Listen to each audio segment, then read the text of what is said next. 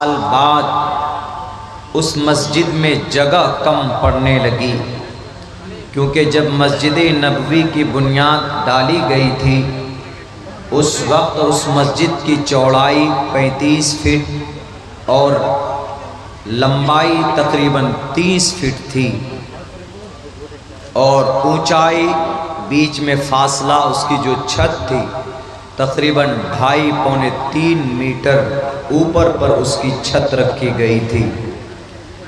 چھت لکڑی کھجور کی ٹہنیوں سے اس کی چھت بنائی گئی تھی، یعنی بالکل کچی چھت۔ آپ اگر آگ لگا دیں ماچس کی تلی کھینچ کر تو وہ پوری چھت چند سیکنڈوں میں جل سکتی تھی، لیکن اس وقت کی مسجدیں کچی ہوتی تھی لیکن نمازی بڑے پکے ہوتے تھے۔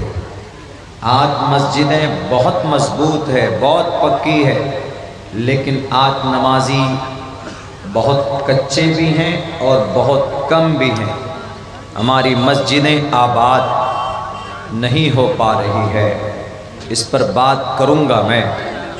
تو جب اس مسجد کی بنیاد ڈالی گئی 5 سال 6 سال 7 سال کا عرصہ گزرا، تو اس مسجد میں چونکہ ایمان لانے والے صحابہ کی تعداد بڑھنے لگی اور پھر مسجد کی جگہ کم پڑ گئی۔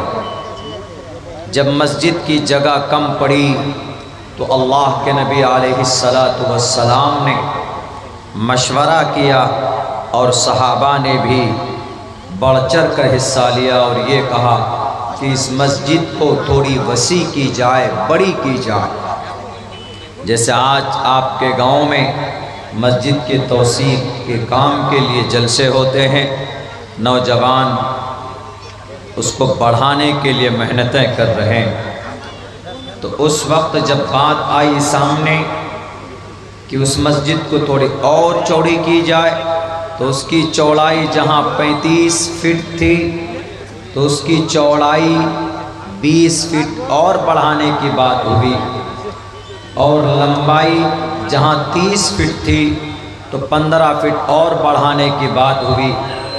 تو جو زمین تھی، جو باقی اور زمین جو بڑھی بات میں، تو حضرت عثمان رضی اللہ تعالی عنہ انہوں نے ٹوٹل زمین کو خرید کر مسجد میں وقف کیا، مسجد میں دان دیا کہ لیجئے۔ تو حضرت عثمان غنی رضی اللہ تعالی عنہ نے مسجد کی زمین خریدی اور اس مسجد کی وسعت کا کام ہوا، وہ مسجد بڑھائی گئی۔ اسی طریقے پر ہر ایک زمانے میں حضرت عمر فاروق کے زمانے میں وہ مسجد بڑھی، اور اسی طرح آگے بڑھتے گئے حضرت عثمان کے دور میں، اور دیگر صحابہ اور دیگر بعد میں آنے والے مسلم حکمرانوں نے اس مسجد کی توسیع کا کام کیا۔ تو بہرکیف کبھی کبھی مسجد ناکافی ہوتی ہے تو اس کو وسیع کرنے کے لیے اس کو بڑھاتے، لیکن الحمدللہ یہ آپ کی بستی کے لیے بڑی خوشی کی بات یہ ہے کہ آپ کی مسجد میں نمازیوں کی تعداد بڑھی ہے، جس سے آپ مسجد کو بڑھانا چاہتے ہیں۔ بڑھائیے اور بڑھائیے تاکہ کل قیامت میں سینہ تان کر کہہ سکیں کہ اللہ ایسے فساد اور ایسے بگاڑ کے وقت میں ہم نے مسجد بڑی اس لیے کی چونکہ ہمارے نمازی بڑھ گئے تھے۔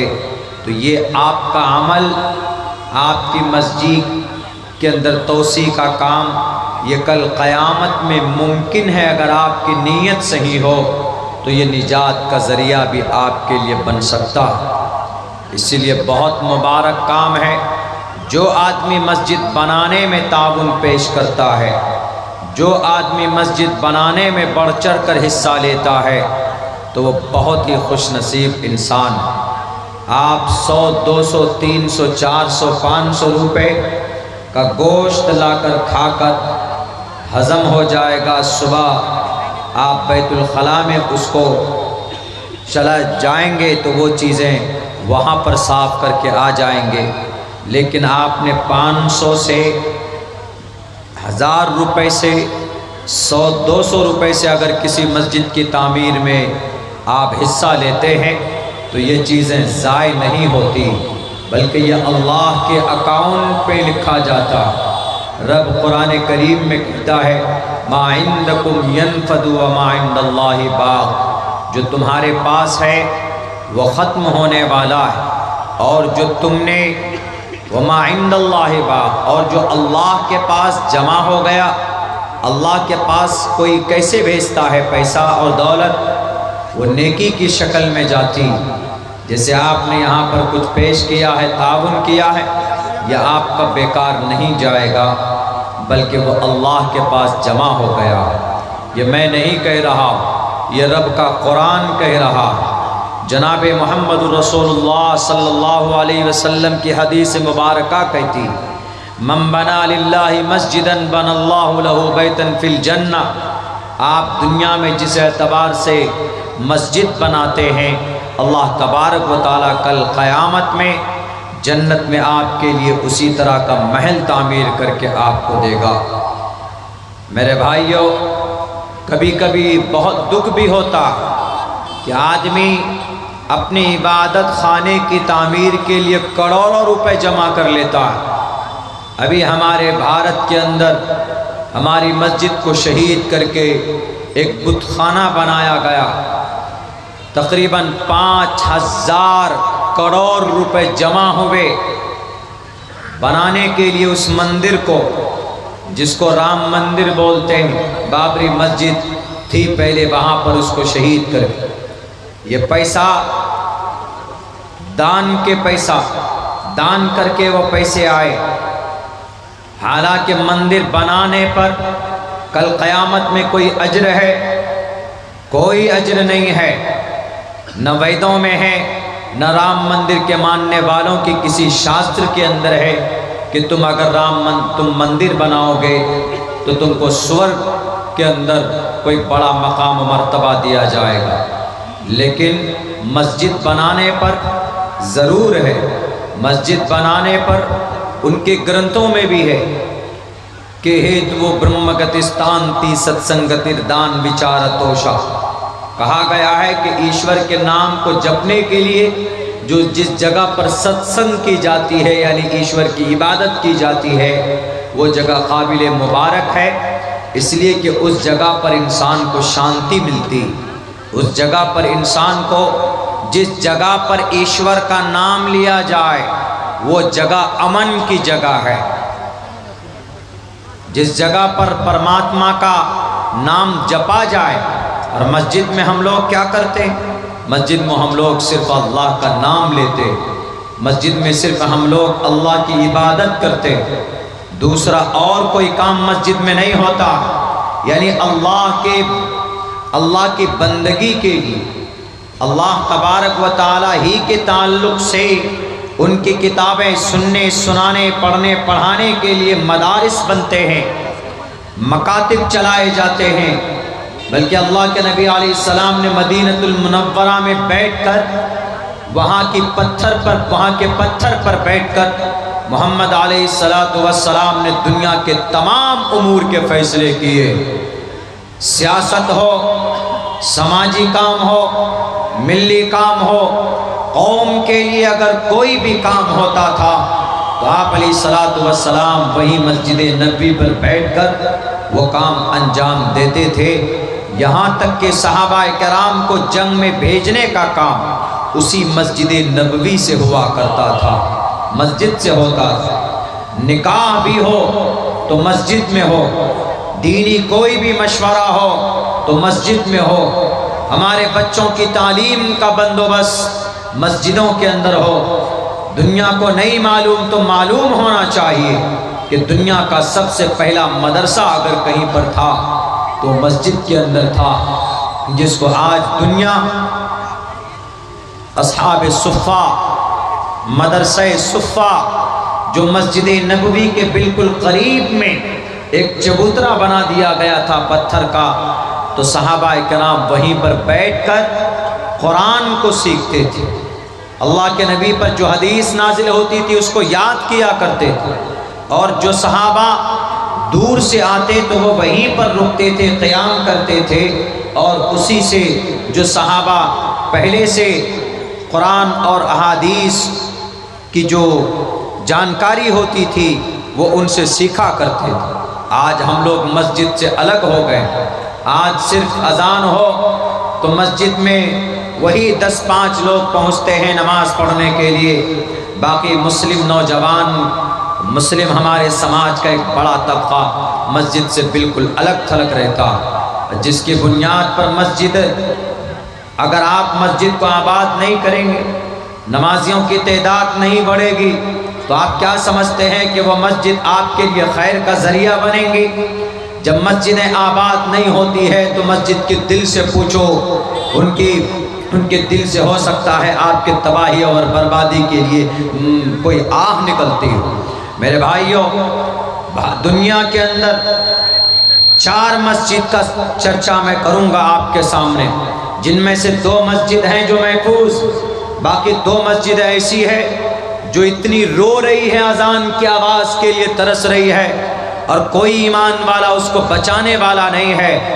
جہاں اذان کی آواز ہوتی تھی وہاں پر آج بت پرستی کے سانگ بجتے ہیں، گانے بجتے۔ مسجد نبوی، مسجد حرام، اللہ نے ان کو محفوظ رکھا، کوئی نہیں پہنچ سکتا، یہاں تک کہ دنیا کا سب سے بڑا فتنہ دجال اس دھرتی پر آئے گا، وہ پوری دنیا کو تباہ و برباد کرے گا، لیکن وہ ان دونوں شہروں میں پہنچ نہیں سکتا ہے۔ مسجد حرام کو، مسجد حرام کا مطلب مبارک مسجد، بہت ہی قابل احترام والی مسجد، دنیا کے اندر سب سے مبارک اور محترم کوئی مسجد ہے تو مسجد حرام۔ دوسرے نمبر پر مسجد نبوی، مدینہ المنورہ، شہر مدینہ میں۔ تیسری مسجد مسجد اقصیٰ، تعمیری کام کے اعتبار سے جب مسجد حرام بنی اس کے 40 سال کے بعد سیرت ابن ہشام نے اپنی کتاب کے اندر یہ تشریح کی وضاحت کی، لکھی کہ 40 سال کے بعد مسجد اقصیٰ کی بنیاد ڈالی گئی، لیکن فضیلت کے اعتبار سے دوسرے نمبر پر مسجد نبوی ہے، مدینہ المنورہ کی مسجد ہے۔ تیسرے نمبر پر مسجد اقصیٰ، آج 1967 سے لے کر آج تک مسجد اقصیٰ یہودیوں کے قبضے میں۔ چوتھی مسجد قرطبہ کی جامع مسجد ہے، اندلس، اسپین، قرطبہ کی جامع مسجد بہت پرانی مسجد ہے، آپ کو شاید پتہ نہ ہو، 784 یا 85 عیسوی میں اس مسجد کی بنیاد رکھی تھی عبد الرحمن الاول بادشاہ نے، لیکن آج وہ بھی مسجد یہودیوں کے قبضے میں ہے۔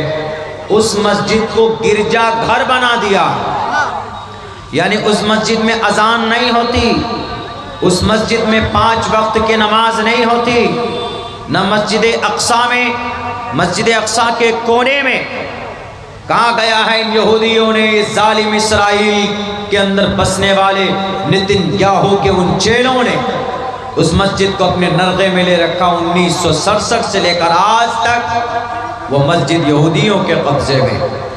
ہماری مسجدیں کیوں چھینی جا رہی؟ بھارت کے اندر یہ اتر پردیش کا لال بجکر، اس کو کچھ نظر نہیں آتا، کچھ نہیں دکھتا ہے، جب دیکھتا ہے کہ ہماری کرسی ٹوٹنے والی ہے تو وہ بلڈوزر پھینک کسی نہ کسی مسجد کو توڑنے کی بات کرتا، کچھ نوجوانوں کو اگر کر دیتا ہے۔ انہیں پتا ہونا چاہیے لال بجکر صاحب کو کہ لال بجکر صاحب مسجد کسی مسلمان کی نہیں ہے، مسجد اللہ کا گھر ہے۔ جس جگہ پر جو زمین مسجد کی ہے وہ اللہ کی ہو جاتی ہے، اور اللہ کو پوری دنیا میں سب سے مبارک اور پسندیدہ کوئی جگہ ہے تو وہ صرف مسجد ہے۔ ان احب البلاد الی اللہ مساجدها، تمام شہروں میں، تمام جگہوں میں، بلکہ روئے زمین پر رب کو اگر کوئی جگہ پسند ہے تو وہ مسجد، اور سب سے زیادہ ناپسند کوئی جگہ ہے اللہ کو تو مارکیٹ ہے اور بازار ہے، جہاں پر ہم لوگ اپنا مبارک اور اپنا قیمتی وقت ضائع کر دیتے۔ میرے بھائیوں، اس کو پتہ ہونا چاہیے کہ یہ جو مسجد ہے یہ اللہ کا ہے۔ جس دن مسجد بنانے کے لیے کسی بندے نے زمین مسجد کے نام کی، وہ زمین وقف ہو گئی۔ وہ زمین وقف کا مطلب ڈونیٹ کر دینا، قربان کر دینا، کس کے لیے؟ اللہ کے لیے۔ مسجد ہے تو اللہ کے لیے، یا اگر کوئی زمین کسی مدرسے کے لیے، کسی مکتب کے لیے دے دی گئی تو وہ اللہ کے مخلوق کے لیے، اللہ کے بندوں کے فائدے کے لیے۔ انہی وقف کی پراپرٹی انہی کو بولا جاتا ہے۔ جو مسجد ہے وہ وقف کی پراپرٹی ہے۔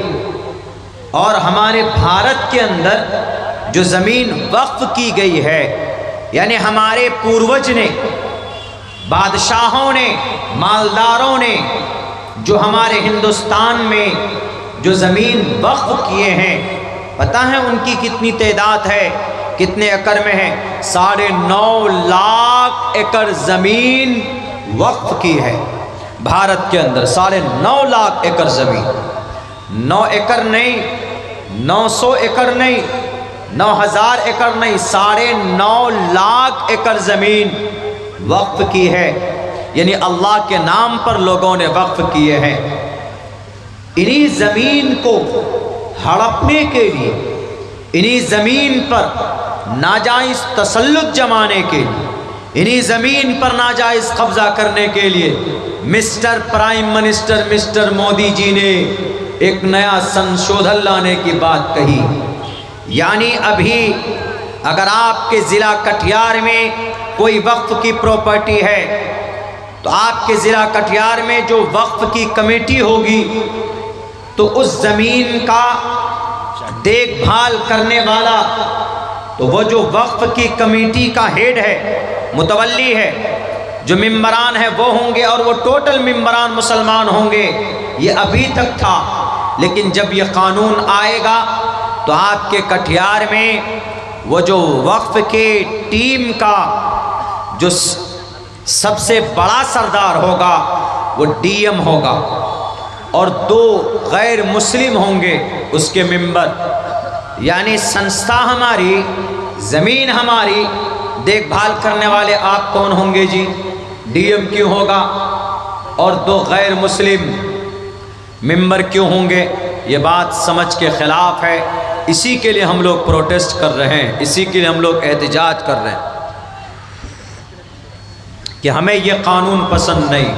جب زمین ہماری ہے، آپ کے گاؤں میں جو مسجد ہے، وہ جس نے بھی زمین دی یا دیں گے، وہ زمین مسجد کا متولی بیچ نہیں سکتا ہے، یا مسجد کے کام کے علاوہ دوسرے کام میں استعمال نہیں ہو سکتا ہے، چونکہ ایک چیز جب وقف ہو گئی اس کو نہیں بیچ سکتے۔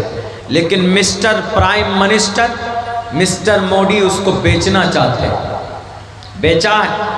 ممبئی کے اندر جو سب سے بڑا ادیوگ پتی ہے امبانی صاحب، ان کی جو ڈپلیکیٹ جنت ہے انٹیلیا، 4000 اسکوائر فٹ پہ ہے، 21 کروڑ، ماتر 21 کروڑ، حالانکہ 21 کروڑ اس کے لیے کوئی بڑی رقم نہیں، 21 کروڑ روپے میں انہوں نے وہ زمین خریدی۔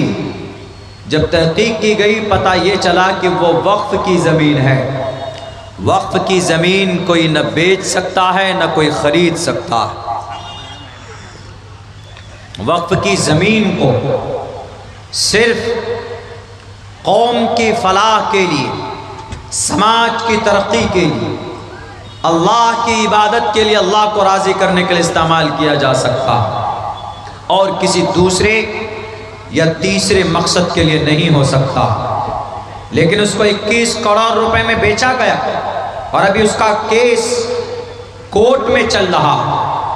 ایک آدمی کو خوش کرنے کے لیے قانون لایا، سوچا کہ یہ قانون آئے گا تو اس علاقے کا جو ڈی ایم ہوگا وہ فوراً کلین چٹ دے دے گا ڈپلیکیٹ کی جنت کے رکھوالے کو، اور اس کو کہا جائے گا کہ بھئی آج سے یہ زمین آپ کی ہے۔ میرے بھائیوں، وقف کی پراپرٹی کوئی نہیں بیچ سکتا۔ یقیناً ہمارے وقف کے ذمہ داروں سے کوئی نہ کوئی غلطی ہوئی، اور یقیناً ہوئی۔ اگر یہ وقف کی پراپرٹی کی صحیح دیکھ بھال کرتے لوگ، اس کا پیسہ صحیح استعمال میں ہوتا تو آج آپ کو آپ کی مسجد بنانے کے لیے چندہ نہیں کرنا پڑتا۔ اتنا بڑا پروگرام کر کے، اتنی محنت کر کے، پیسہ اکٹھا کر کے آپ کو مسجد کی تعمیر کے لیے اتنی قد و کاوش نہیں کرنی پڑتی، کیونکہ وقف کی پراپرٹی کی اتنی آمدنی ہوتی کہ ہم مسجد کی زمین بھی خریدتے، اس میں عالی شان مسجد بھی بناتے، اس میں مکتب بھی بناتے، اس میں مدرسہ بھی بناتے۔ یہ سارے کام وقف کی پراپرٹی کی آمدنی سے ہوتا۔ آپ کہیں گے کہ مولانا اتنا پیسہ کیسے آتا؟ میں آنکڑا آپ کے سامنے رکھتا ہوں، پیش کرتا ہوں۔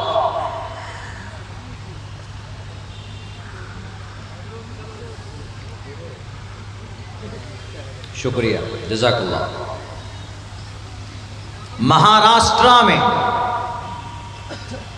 30% وہاں پر 1 لاکھ ایکڑ زمین مہاراشٹرا میں ہے وقف کی، ان میں سے 70,000 ایکڑ زمین ناجائز قبضہ ہے اس پر، یعنی وقف کے پاس نہیں، وقف کے پاس ماتر 30,000 ایکڑ زمین ہے۔ اس 30,000 ایکڑ زمین پہ جو کرائے پہ ٹاور لگا ہے نا، ٹاور، موبائل کا ٹاور، ریڈیو کا ٹاور، یہ سب، اس ٹاور سے جو کرایہ آتا ہے سالانہ 30,000 ایکڑ زمین میں کہیں کہیں ہے، وہ پورے 30,000 زمین پر نہیں ہے لیکن کہیں کہیں پر ہے، تو اس سے جو پیسے آتے ہیں 1 سال میں 10 کروڑ روپے کی آمدنی ہے صرف صوبہ مہاراشٹر میں وقف کی پراپرٹی۔ بتائیے اگر صوبہ مہاراشٹر کی وقف کی جو کمیٹی ہے، اگر ان 10 کروڑ روپے کو صحیح سے استعمال کرے، مسجد کے اماموں کو تنخواہ دے، مسجد کے مؤذنوں کو تنخواہ دے، جہاں مکتب نہیں ہے تو مکتب بنائے، جہاں قرآن و حدیث کا درس نہیں ہوتا اس کے لیے مدرسہ بنائے، قوم کا، سماج کا بڑا کام ہو سکتا ہے کہ نہیں ہو سکتا؟ بالکل ہو سکتا، لیکن نہیں کرتے۔ جب مسلمان کا عمل برا ہوتا ہے تو اللہ مودی اور یوگی جیسے لوگوں کو بھیجتا، جب پوری دنیا کے مسلمان کا عمل گندا ہوتا ہے تو اللہ اسرائیل اور روس جیسا ظالموں کو مسلط کرتا ہے ارض فلسطین پر۔ پہلے لوگوں نے بے ایمانی کی۔ ایک گھر ہے، مثال کے طور پر آپ کی شہر کٹیہار میں وقف کا گھر ہے، بلڈنگ ہے، اس کا کرایہ اب سے 50 سال پہلے، اس گھر کا 50 سال پہلے 100 روپے رکھا گیا۔ 50 سال پہلے کا کرایہ آج 100 ہی روپے دیا جا رہا، حالانکہ اس کا موجودہ کرایہ 25,000 روپے ہو گیا۔ 25,000 روپے لیتا ہے کرایہ کون؟ جو وقف کا ذمہ دار ہے، لیکن وقف کی رجسٹرڈ میں صرف 100 روپے لکھتا ہے۔ اللہ کا عذاب آئے گا کہ نہیں آئے گا؟ آپ کہیں گے کہ مولانا مسٹر مودی جی قانون لے کر آئے، ہم وروध کریں گے۔ ارے ہمارا عمل دعوت دیتا ہے ان کو قانون بنانے پر۔ اس کا منسٹر نے کیا کہا؟ مسلمانوں کے پاس جو 9.5 لاکھ ایکڑ زمین ہے ان میں سالانہ جو انکم آنا چاہیے وہ 9.5 لاکھ ہزار کروڑ جمع ہونا چاہیے۔ ان کے حساب سے نہیں ہو رہا اتنا پیسہ جمع۔ اگر ہمارے ملک ہندوستان کی وقف کی پراپرٹی کی آمدنی کو جمع کیا جائے تو ہم بھارت کے اندر 10 دن تک پورے بھارت کے لوگوں کو بٹھا کر کھانا کھلا سکتے ہیں، اتنی آمدنی۔ لیکن ٹوٹل پیسہ امانت داری کے ساتھ ہم تک نہیں پہنچتا ہے، ٹوٹل پیسہ نہیں آ پا رہا۔ اسی وجہ سے جب آدمی کا عمل برا ہوتا ہے نا تو اللہ تبارک و تعالیٰ پھر مدد نہیں، اللہ تبارک و تعالیٰ پھر ظالموں کو مسلط کرتے۔ میرے بھائیوں، یہ زمانہ ہے اپنے عمل کو سدھارنے کا۔ ابھی تو 2 مسجد کی مثال میں نے آپ حضرات کے سامنے پیش کی۔ مسجد اقصیٰ جس کی فضیلت، جس کا تذکرہ رب نے قرآن کریم کے اندر کیا اور یوں کہا ہے سبحان الذی اسریٰ بعبدہ لیلا من المسجد الحرام الی المسجد الاقصیٰ۔ مسجد اقصیٰ، اس کے ارد گرد ہم نے برکت رکھی ہے۔ رب کہتا الذی بارکنا حولہ لنریہ من آیاتنا، ہماری نشانیاں ہیں، ہم نے مبارک بنایا اس مسجد کو، مسجد اقصیٰ کو۔ لیکن آج مسجد اقصیٰ کس کے قبضے میں ہے؟ یہودیوں کے قبضے میں۔ کتنے ہیں یہودی پوری دنیا میں؟ 1.5 کروڑ یہودی۔ مسلمان کتنا ہے پوری دنیا میں؟ 1.5 پونے 2 ارب مسلمان، یعنی مسلمانوں کا 1/4 حصہ نہیں ہے یہودی۔ لیکن یہودی آج اتنے طاقتور ہیں کہ انہوں نے دنیا کے ہر خطے میں اپنے ایجنٹ کو بیٹھا کے رکھا ہوا۔ ان کے پاس ایسے ایسے جاسوسی تنظیمیں، اگر آپ میں سے کسی کو مارنا ہو تو آپ کے گھر میں گھس کے مارے گا، آپ کو پتہ بھی نہیں چلے گا کہ مجھ کو کس نے مارا۔ یہ یہودی اتنے مضبوط ہو، 1967 سے لے کر بیت المقدس یہودیوں کے قبضے میں۔ اللہ کے نبی علیہ السلام نے 16 یا 17 مہینے اسی مسجد اقصیٰ کے طرف رک کر کے آپ نے نماز ادا کی تھی۔ یہ وہی مسجد اقصیٰ ہے جس کی بنیاد کے بارے میں کہا جاتا ہے کہ شروع کے اندر 2 مسجد کی بنیاد حضرت آدم علیہ السلام نے رکھی، ایک مسجد حرام، دوسری مسجد اقصیٰ۔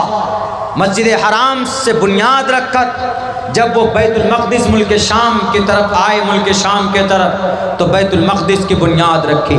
اس کے بعد پھر حضرت یعقوب نے، اس کے بعد پھر حضرت داؤد نے، حضرت داؤد بناتے بناتے ان کا انتقال ہو گیا تو انہوں نے اپنے بیٹے حضرت سلیمان علیہ السلام نے باقی کا کام پورا کیا۔ اسی لیے حضرت سلیمان کے بارے میں یہ یہودیوں کا کہنا ہے کہ یہ مسجد اقصیٰ ہیکل سلیمانی کو توڑ کر اس کی بنیاد رکھی گئی ہے۔ ہیکل سلیمانی کا مطلب حضرت سلیمان علیہ السلام کی محل، حضرت سلیمان علیہ السلام کا دربار، اس کو توڑ کر مسلمانوں نے اس پر بنیاد رکھی، یعنی محمد علیہ السلام کے ماننے والوں نے اس پر بنیاد رکھی ہے۔ اسی لیے یہودی اس پر مسجد اقصیٰ پر قبضہ کیے ہوئے، اس مسجد کا، وہ شہر یہودیوں کی نظر میں بھی قابل احترام ہے اور مسلمانوں کی بھی نظر میں قابل احترام ہے، اور نصارہ یعنی جو عیسائی ہیں ان کے نظر میں بھی قابل احترام۔ تینوں لوگ جھگڑ رہے ہیں، لیکن تاریخ کی کتابوں میں دیکھیں گے تو حضرت سلیمان علیہ السلام کا وہ ہیکل نہیں، وہ دربار نہیں تھا، بلکہ انہوں نے وہ مسجد وہاں پر بنائی تھی، اور پھر وہ مسجد بنی، بڑی مبارک مسجد بنی۔ 3 مسجدوں کے طرف کوئی ثواب کی نیت سے اگر سفر کرے تو سفر کیا جا سکتا، زیارت کی نیت سے، ایک مسجد حرام کی طرف اور ایک مسجد نبوی کی طرف اور ایک مسجد اقصیٰ کی طرف۔ مسجد اقصیٰ فلسطین میں ہے، جس شہر میں مسجد اقصیٰ ہے اس شہر کا نام یروشلم ہے، اور اس شہر پر، اس مسجد پر یہودیوں کا بہت دن سے قبضہ ہے۔ لوگ اس پر نماز پڑھتے، لیکن کبھی کبھی یہودی گولی بارود بھی کر دیتے، کبھی کبھی نماز میں گولی چلا دیتے، کبھی کوئی قرآن پڑھ رہا ہوتا ہے تو اس کے اوپر ظلم و زیادتی کرتے۔ وہاں پر ظلم و ستم کا بازار گرم ہے۔ البتہ یہ مسجد پہلے بھی یہودیوں اور نصرانیوں کے قبضے میں گئی، لیکن قربان جائیے ایک بڑے عظیم سپہ سالار سلطان صلاح الدین ایوبی نے یہ مسجد جب یہودیوں کے قبضے میں گئی تو 16 مرتبہ جنگ لڑی انہوں نے۔ سلطان صلاح الدین ایوبی نے 16 مرتبہ جنگ لڑی، تب جا کر مسجد اقصی کو آزاد کیا اور کرایا۔ 1100 عیسوی کے اندر، یعنی اب سے تقریباً 1000 یا 1100 سال پہلے کی بات، سلطان صلاح الدین ایوبی اس مسجد کو آزاد کرنے والے، اس مسجد کو فتح کرنے والے، اس سے پہلے حضرت عمر فاروق رضی اللہ تعالیٰ عنہ تھے۔ اس مسجد کو یہودیوں کے نرغے سے اور ان کے پادری اور ان کے وہاں اس وقت کے عیسائیوں کے نرغے سے چھڑانے والے عمر فاروق رضی اللہ تعالیٰ عنہ، لیکن آج پھر یہودیوں کے قبضے میں۔ ہم کو نہیں لگتا ہے کہ اب شاید کوئی اس مسجد کو آباد کرا پائے گا، کوئی اس مسجد کو چھڑا پائے گا، اس لیے کہ